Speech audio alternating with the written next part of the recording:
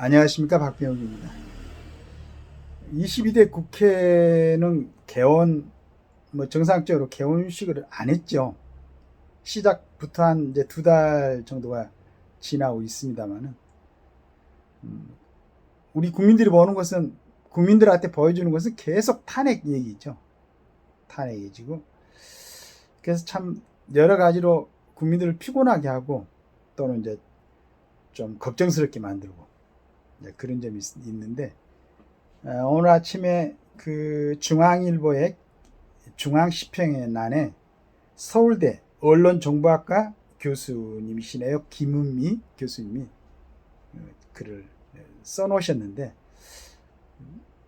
참 아주 지금 그 상황에 대한 여러 가지 이제 국회에 이렇게 정치인들, 그 다음에 그 사람들을 뽑아준 국민들 책임도 있고, 또 이런 문제도 있지만은 언론의 역할에 대해서 이제 이분이 언론 정보학과 교수이기 때문에 언론의 역할에 대해서 이제 얘기를 해놨네요.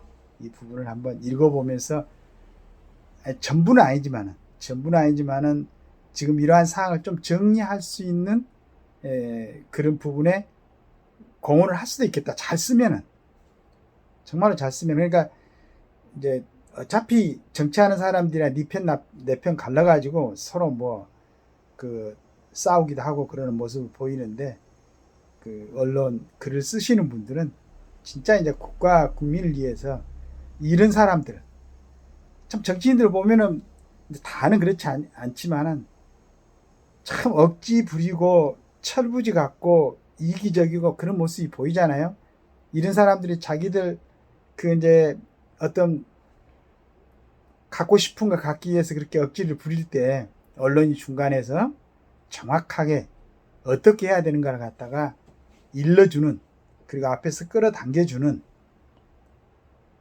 그런 역할을 하셔야 되지 않을까 이렇게 생각하는데, 이분이 이제 글을 써놓으셨습니다.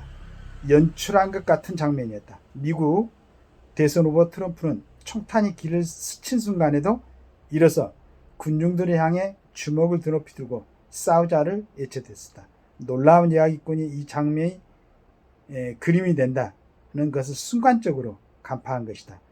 얼굴에 피가 흐르는 채로 검은 제복의 경호원들에게 둘러싸인 트럼프가 휘날리는 성조기를 배경으로 불끈 주먹을 들고 있는 사진이 전 세계를 순식간에 뒤덮었다.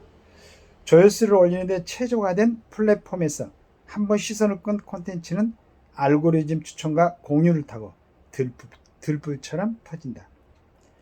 그림이 된다는 것은 전달하는 메시지가 직관적이고 단순 명확하다는 것을 말한다. 실체와 상관없이 그럴싸해 보여야 이해하기 쉽고 재미도 있다. 동서고금을 막론하고 이야기의 기본 구조는 단순하다. 주인공이 적을 만나 위기 상황 끝에 승리한다는 것이다. 인간의 뇌는 이야기에 탑니가도록 진화되었다고 한다. 똑같은 팩트도 이야기가 입혀지면 한층 더 사람들의 주목을 받는다. 협력을 통해 지구를 지배하게 된 인간은 이야기라는 장치를 통해 타인의 눈으로 세상을 볼 수 있는 공감 능력을 갖추었고, 직접 경험하지 않아도 무수한 간접 경험을 쌓는다. 간접 경험이 축적되어서 역사가 만들어지고, 지금도 2500년 전에 어떤 석가 예수 노자 이런 분들, 한 2000년 전에 예수님의 얘기를 우리가 직접 만나고 직접 경험한 것이 아니지만은 그분들이 남겨놓은 그러한 얘기 사실 끊임없이 이제 이렇게 또 가공도 되고 거기에 또 보태주기도 하겠죠. 이런 걸로 우리가 지금 갖고 있는 어떤 세계에 대한 그런 시각을 가질 수가 있겠죠. 그렇게 이제 얘기를 해놓으신 것 같아요. 세상사를 이야기로 경험하고 기억하는 것은 생존의 기술이지만 동시에 우리는 애초에 뒤섞여 있는 실제와 허구를 잘 구분하지 못하는 취약점을 가진다. 그럴듯한 것을 사실로 여기기 쉬운 것이다. 언론과 정치인들이 때로는 합작하여 시민들이 국가적 당면 과제에 대해 좀 더 깊이 이해하고 숙고하는 것을 방해하기도 한다. 요즘 우리 정치인들 많이 하고 있는 것 같죠. 어떤 사건이나 사람에게 이름 붙이기를 통해서 이야기의 힘을 활용하는 것이다. 예컨대 검찰의 제3회 장소 출장 조사를 황후조사라고 간단히 정리하면 왕조와 같은 권위, 구태, 특혜라는 의미가 딱 와닿는다. 청문회는 인민재판이라고 부르면 광기 어린 집단 공격이 떠오른다. 누군가를 빨갱이나 친일파로 간단히 규정지어 버리는 것과 같다. 이름 붙이기를 강력한 프레임이자 현대판 프로파간다이다. 신박한 용어를 붙이는 기자나 국회의원은 그들끼리는 서로 능력자 취급을 받을지 모르겠으나 과도한 단순화는 극단적 관점을 강화하는 정치적 양극화의 불쏘시개다. 가뿐하게 사건을 정의하고 평가해 버림으로써 그 본질을 더 깊이 살피고 성찰하는 일을 멈추게 한다. 대부분 요즘 우리 정치판에서 보여지는 것이 그런 게 아닌가. 궁극적인 목표, 정치의 궁극적인 목표. 그리고 우리 선대들이 한 200년 역사, 300년 역사에 되는 민주주의 국가들의 헌법을 정말로 이제 열심히 연구해가지고 그걸 지금 대한민국에 맞게 정리하는 그런 헌법이 갖고 있는 진짜로 저 헌법 제1조도 제대로 지금 정리가 안 되는 대한민국은 민주공화국이다. 지금 민주가 보이고 공화가 보입니까? 안 보이잖아요. 네, 그런 걸 갖다가 얘기하고 싶은 것 같아요. 이 얘기에 힘앞에 인간의 본능적으로 치아가기에 저마다의 얘기가 넘쳐나는 오늘날 사회 현실을 제대로 파악한다는 것은 애초에 본능에 맞서는 힘든 일이 아닐 수 없다. 이야기에 잡아먹히지 않으려면 사회적인 장치도 개인적인 노력도 필요하다. 언론의 역할은 한 사회의 미디어 리터러시 수준을 높이기에 핵심적이다.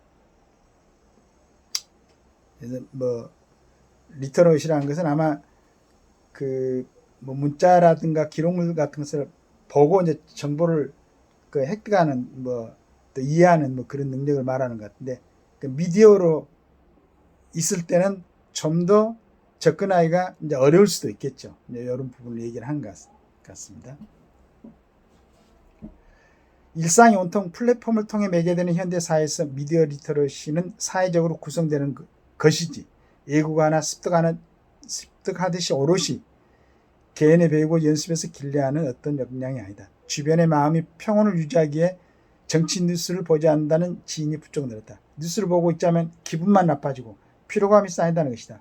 새로이 구성된 국회는 개원식도 하지 못한 채 민생은커녕 정쟁의 수위만을 높아져 가고 있다. 앞으로 입으로는 통합을 외치지만 정치적 양극화는 이미 정서적 양극화로 진화하여 생각만 다른 것이 아니라 서로 마음으로 미워하는 단계에 이르렀다. 무서운 일입니다. 정치를 바꾸기 어렵다면 대안은 언론이 제대로 역할을 해서 정치적 양극화의 악순환을 조금이라도 제어하는 것이다. 언론은 정치와 시민을 연결하는 파이프라인이다. 언론이 정치를 쫓아 취재하지만 역으로 정치인은 언론이 어디에 주목하는가에 따라 행동하기 때문이다. 굉장히 중요하죠.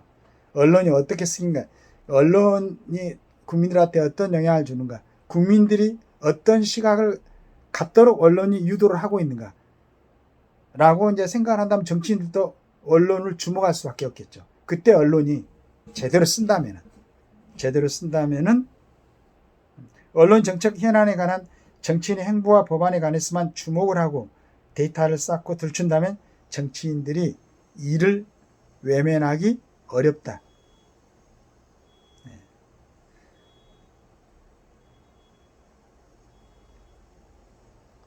마치 연예 기사가 몇몇 아이돌을 다루듯 정치 기사는 소수의 유력 정치인의 일거수 일투족에 대해 심층 보도를 한다. 그야말로 TMI이고 시간 낭비다. 정치인이 소셜미디어 발언을 생균까지 쏟아내고 독자들이 알아서 읽으라고 책임을 미룬다면 언론이 맹비난하는 유튜버 사이버렉과 다를 바 없다. 유튜버 사이버렉, 저도 이제 유튜버를 하고 있지만은 이 부분을 조금 자숙하고 자성을 해야 되겠죠. 다른 사람들 뒷얘기라든가 이걸 들추어가지고 그걸로 또 이제 사람들이 관심을 갖고 보게 하고, 또 국민들이 유튜버를 보는 국민들이 무슨 수도 아는 수도승들이나 깊은 학문을 연구하는 사람들이 아니고 젊은 사람도 많고 관심을 갖게 하면 이제 보는데 그때 조금 좋은 얘기를 쓸 수 있고 좀 진솔한 얘기를 쓸 수 있으면 좋을 텐데 꼭 그렇지만 않으니까 이건 이제 그런 부분이 있습니다.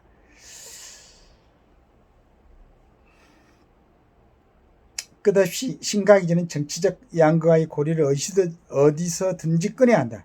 정치적 양극화의 심각성을 해치는 언론의 자기 개혁부터 시작하면 어떤가. 언론의 자기 개혁 굉장히 우리 이제 김은미 교수님께서는 이제 그렇게 얘기했는데 실은 정치인들이 어떤 포퓰리즘을 이용해 가지고 우리는 이제 그런 게 모든 게 법제화돼 가지고 또는 아주 그 독재화증 이번에 그 베네수엘라 대통령 선거에서 지금 난리 났죠. 그 전에 이제 그 대통령부터 지금까지 했던 사람 그 출구조사에서는 야당으로 출마한 사람이 훨씬 표가 많이 나왔는데 이제 여러 가지 뭐 부정선거 뭐 관여가 되고 그런 것 같습니다. 나중에 자세히 발표가 되겠지만은 정치인들이 자기를 따르고 있는 사람들의 모습을 보고 저게 내 모습이다 라고 생각한다면 그게 국민 앞에서 자랑스러운 모습인지 정말로 부끄러운 모습인지 이걸 한번 판단해 봐야 될 것 같아요. 지금 우리나라 유력 정치인들 따라다니는 사람들 있죠. 요즘 한동훈 이제 국민의힘 대표가 됐죠. 이두훈입니까? 그 다음에 이제 이재명 대표는 뭐였습니까? 개딸? 그 다음에 문재인, 대깨문? 지금 이런 사람들이 하는 모습들이 있는데, 그걸 잘못 얘기하면 또 저한테 쫓아올 수도 있으니까, 한동훈이나 이재명이나 문재인이가 봐서, 과연 저 사람들의 모습이 내 모습이라면은 내가 자신있게 국민 앞에 나와서 앞으로 지금까지 대통령을 했고 앞으로 대통령을 하고 싶은 사람, 국정을 담당하려고 하는 사람 모습으로 맞는가 스스로 한번 진단해보는 기회를 갖기를 바라겠습니다. 그리고 우리 김은미 서울대 언론정보학과 교수님 정말로 좋은 글을 써주셨는데 좀 시간 나시는 대로 이런 분들이 이런 것들 좀 써가지고 국민들이 지금 세상을 보는 시각 미디어 리터러시라고 합니까? 이런 부분을 갖다가 좀 제대로 정립할 수 있는 그런 기회를 많은 사람들에게 줄 수 있도록 해 주셨으면 감사하겠습니다.